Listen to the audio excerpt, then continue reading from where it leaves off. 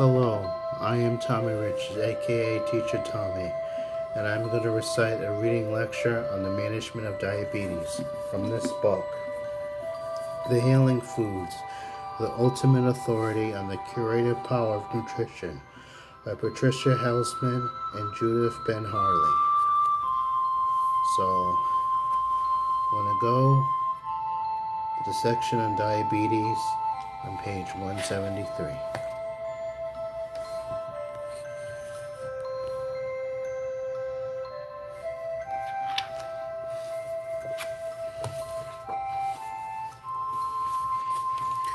To a doctor, diabetes is a general term that means two things: extreme thirst and excessive urination. In a comprehensive medical dictionary, you will find a dozen different conditions listed under diabetes, and common usage through diabetes is shorthand for the most common term, diabetes mellitus, or DM. DM, as the doctors call it, is a disorder of carbohydrate metabolism. It's this form of diabetes that calls for a sound nutritional strategy. So from here on, we'll say that diabetes from referring to DM as a form of the disease. Two types. The DM form of diabetes has two types, type 1 and type 2. Some experts refer to type 1 as the juvenile onset diabetes, or insulin-dependent diabetes. The corresponding terms for type 2 are maturity onset diabetes or non-insulin dependent diabetes. As these terms imply, type 1 diabetes is usually a childhood disease, while type 2 affects mostly adults. Nevertheless, both type 1 and type 2 result from problems with all-important hormone called insulin. The type 1 diabetes is marked by a deficiency in insulin, a problem that usually requires that insulin injections be taken to make up for the shortage. Type 2 diabetes is marked by an excess of insulin, but it is insulin that doesn't work as it should. Apparently, type 2 diabetes have become resistant to the action of their own insulin. Type 1 diabetes is relatively compared to type 2. One of the more than 5 million Americans who have diabetes, fewer than 10% have type 1. The diabetes epidemic is the result of widespread type 2 form from the one that looks easiest to prevent and treat. Conquering the culprit. What causes diabetes? We don't know for sure, and is the most chronic disease. No one factor is the key to explain all cases. Experts do their own suspicions through about the probable causes. The following are the highest on their list: genes, family history, strong influences or chances of developing diabetes. Obesity. The vast majority of type 2 diabetes are overweight, and weight loss often dramatically improves the control of diabetes. Viruses. Researchers are pursuing leads that viral factors may set the stage for diabetes develop later. Medications of other diseases. Sometimes diabetes develops as a result of another pancreatic disease, liver disease, or long-term use of prescription drugs. Sugar blues, the telltale signs. Treatment of diabetes is better than ever. Before anyone can take advantage of the new advantages, however, a firm diagnosis is a must. Naturally, laboratory testing is needed to confirm the presence of diabetes. Nevertheless, there are signs that no laboratory can document as well as you can. Be alert for excessive urination. When too much sugar accumulates in the blood, this is the first sign. Thirst, hunger, and weight loss. If diabetes is not diagnosed and treated as early as signs, these trio of symptoms will follow. Recurrent yeast infections in women. Vaginal yeast infections thrive on sugar urine in female diabetics. A stubborn yeast infection, or one that keeps coming back, is calls for a test to rule out diabetes. Vomiting, hunger for air, and coma. These are three symptoms, the signs that type 1 diabetes is worsening. The key to preventing them seeking treatment of the first signs of illness appear. We may not be able to prevent type 1 diabetes yet, but preventing the symptoms such as these is an important step. Dr. Anderson's amazing diet. For decades, a low carbohydrate diet was the standard prescribed for virtually all diabetics. It seemed to make good sense if you couldn't process all your carbohydrates normally. Avoiding them seemed to be the thing to do. Well, that sounded great in theory and turned out to have its shortcomings. Although a low carbohydrate diet seemed to keep the blood sugar better in control than typical diets, diabetics also were experiencing a far higher rates of heart attack than non-diabetics. Enter James W. Watson, MD, a professor of the University of Kentucky School of Medicine, alarmed that the poor heart health of his and everyone else's diabetic patients.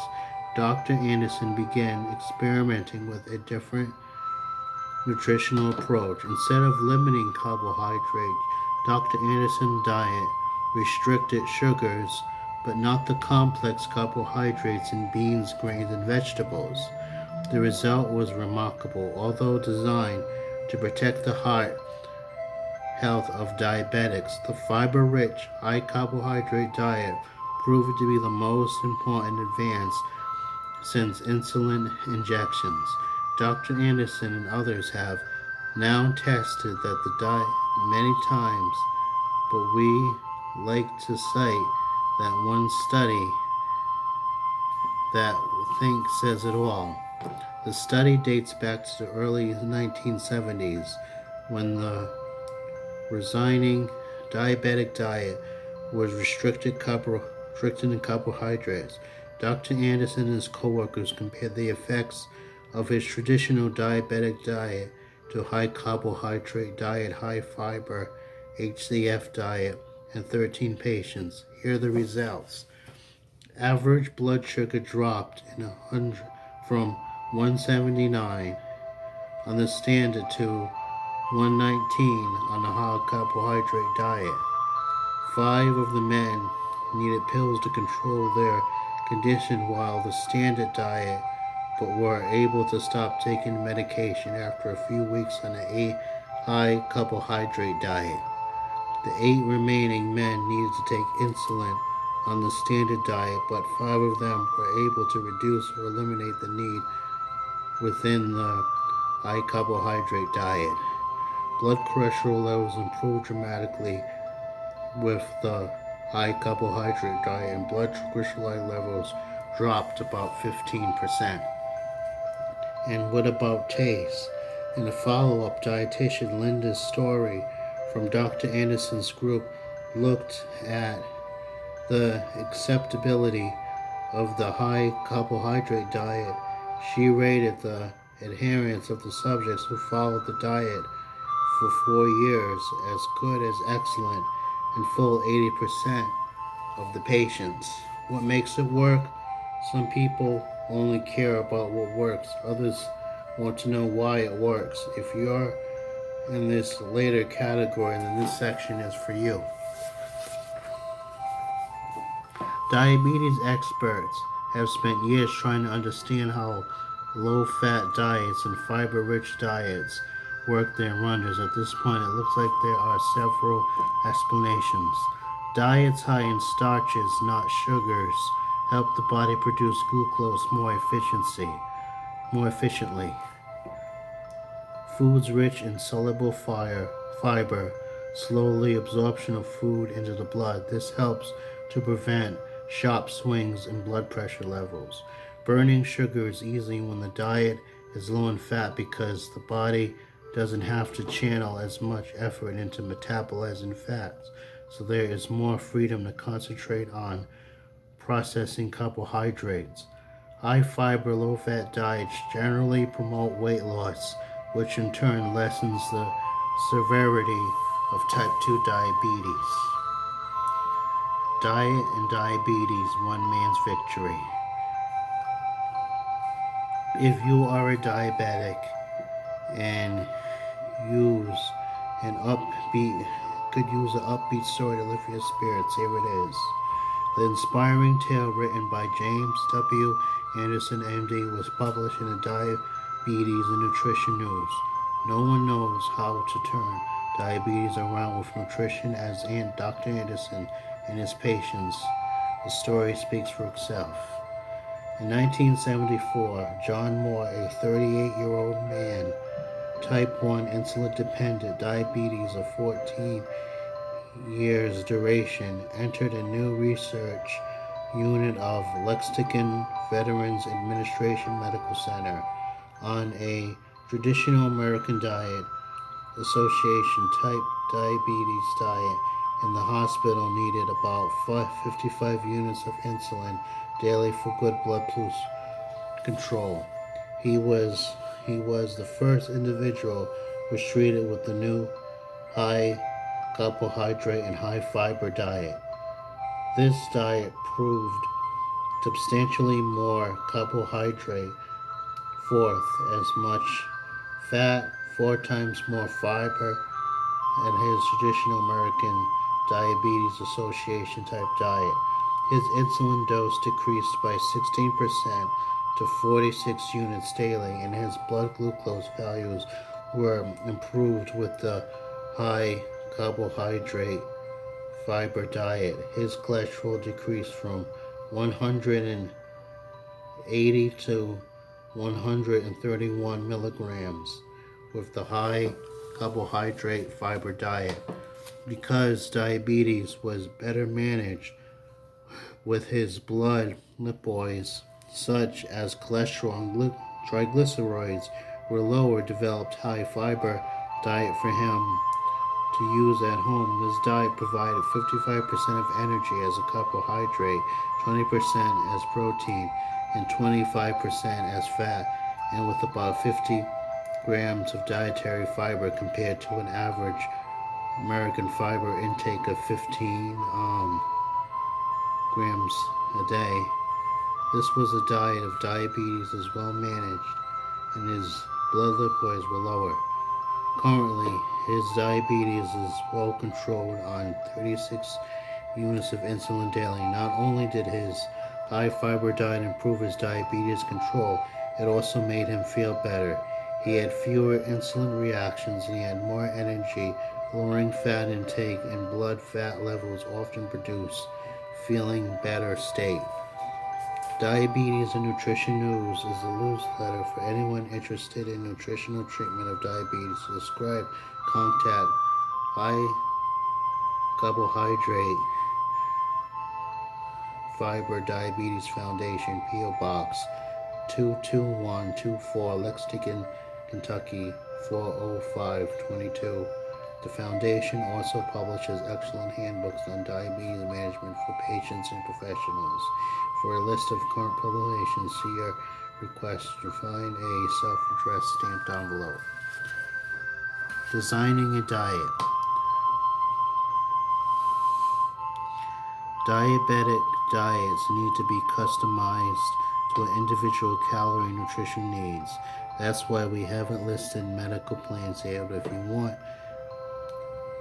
want the general flavor of the low-fat, high-fiber diet. However, look for the meal plans putting prevention on the menu beginning. You'll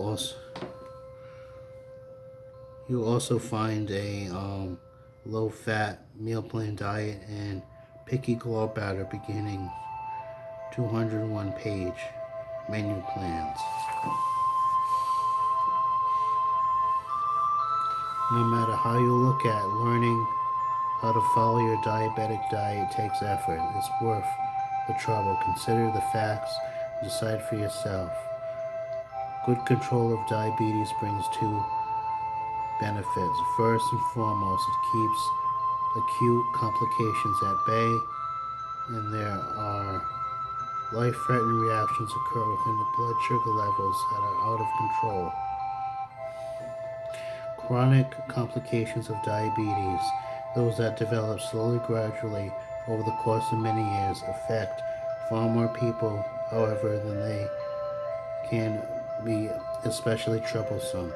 Now, we ask you, does knowing that following a diet helps prevent problems such as heart attack, kidney failure, and blindness give you the motivation to know to keep it? And while you are in it, we find a final request. Do not go it alone. Diabetes does not go away like a cold does. It's a chronic condition. You may feel much better as you bring your condition into better control, but you find yourself a favor and resist temptation to make changes in your medication yourself.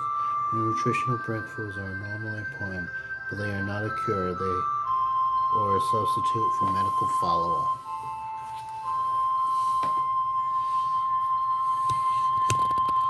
And also, bear in mind that fiber is the rough foliage of the plant.